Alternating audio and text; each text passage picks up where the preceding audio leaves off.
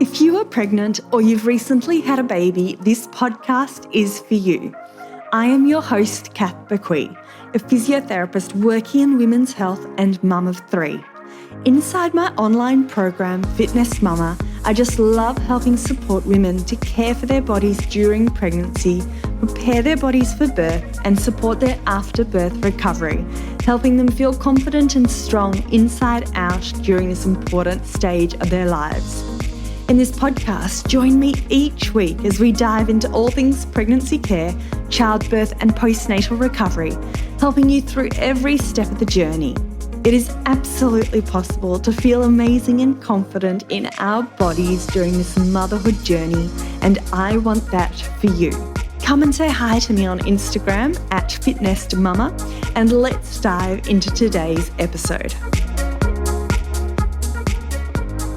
Hi, welcome back to another episode of the Fitness Mama podcast. So we are still in January, and I wanted to do this episode because I do know at the start of the year, you do hear a lot about New Year's resolutions, new year, new goals, new year, new you, all these sorts of things that are discussed. And I've had some time off over the Christmas period. We had a bout of COVID in the house, and then we had Christmas and school holidays. So there have been a few weeks break. And I'm come back. I'm feeling rejuvenated to start the year. I'm feeling excited about 2023. And naturally, I've thought about goals for 2023, both business, but also my personal goals and my fitness goals. And this is why I wanted to chat today, because I'm sure I'm not alone when saying that I've thought about some goals for the new year. But I want to say that I do have a bit of a love-hate relationship with goals, because they can be fantastic, they can be motivating, but they can also cause disappointment when those goals aren't achieved. So as a mother and a physio who has helped many women achieve their fitness goals during pregnancy and postpartum, in today's episode, I wanted to discuss some key things to consider when setting goals. So this doesn't just need to be relevant to a new year. So you might be listening to this episode in June or July. Perhaps you're at a new stage of life. Perhaps you've recently had birth of a child.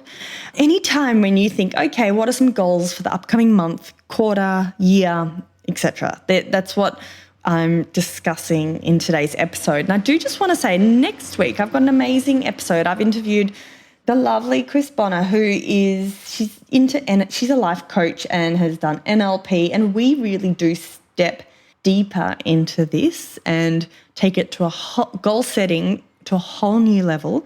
So today's episode, I'm going to give you, I think it's 3 things to consider when you're setting goals for the new year. And I'm coming at it from a physio perspective and a mum perspective. And I guess these are the foundations, I guess. And then if you're interested in this, stick around for next week, because there is a really great episode with Chris where we take it to the next level. Like, why aren't you achieving your goals? What's holding you back? Do you have any limiting beliefs that are holding you back from achieving your new goals? So that's a bit of a taster for next week. So today, all right, the first thing to consider when setting new goals, I really do believe it's less about the goals and it's more about the plan, the strategy. So, for example, in 6 months' time, you might think, okay, I want to be able to run, or I want to lose X amount of kilograms, or whatever it is your goal. But the big question is, how do we break that down? So taking running, for example, how do we break that down? So where do you want to be in 3 months? And what do you want to be doing in 1 month? And considering what you want to do in 1 month, therefore, what do you want to be doing, or where do you want to be in 7 days? And from that, what do you need to do, or what do you want to do today and tomorrow and for the rest of the week to help you get there?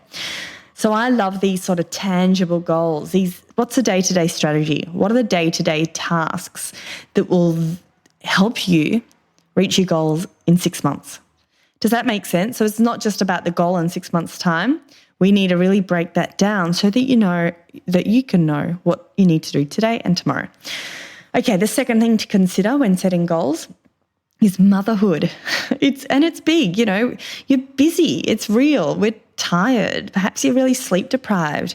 Perhaps you've got multiple kids to look after. Are you still at work and you're juggling? Like, what is your current situation?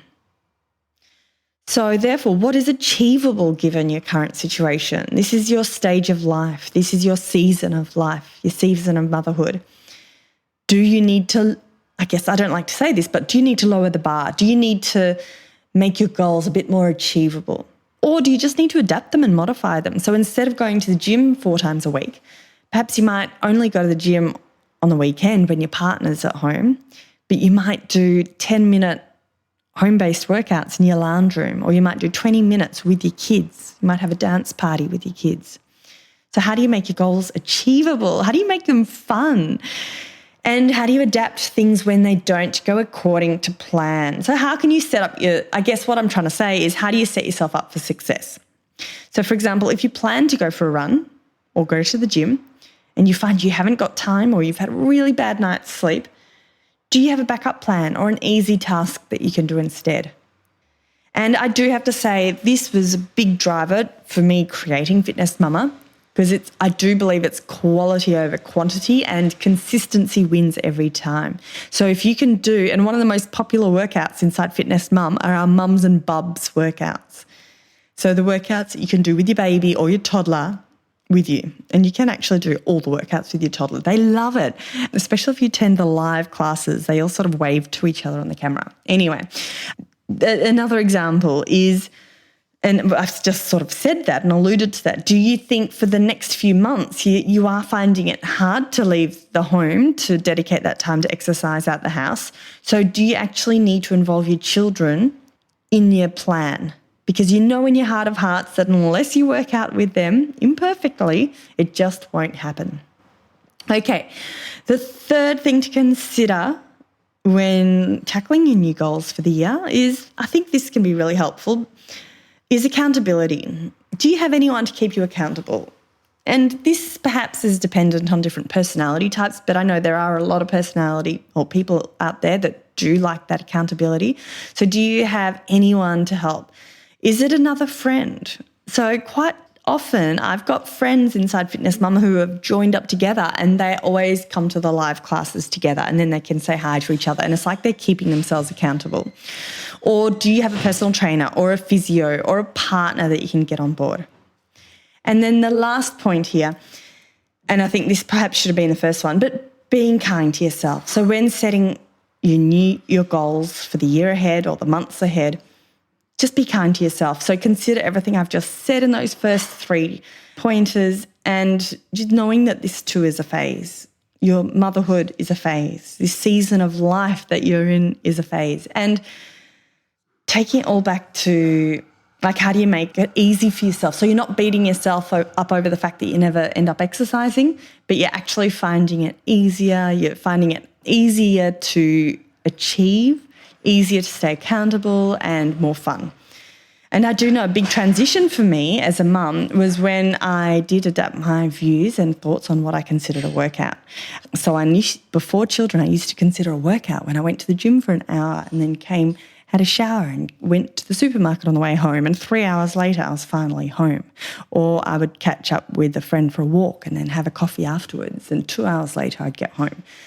And I had to adapt that. And that was a big transition point when I realised I had to do a Wiggles workout. So during the Wiggles, every time there was singing and dancing, I would dance with my children. And then every time they were talking, I'd do some dips and squats.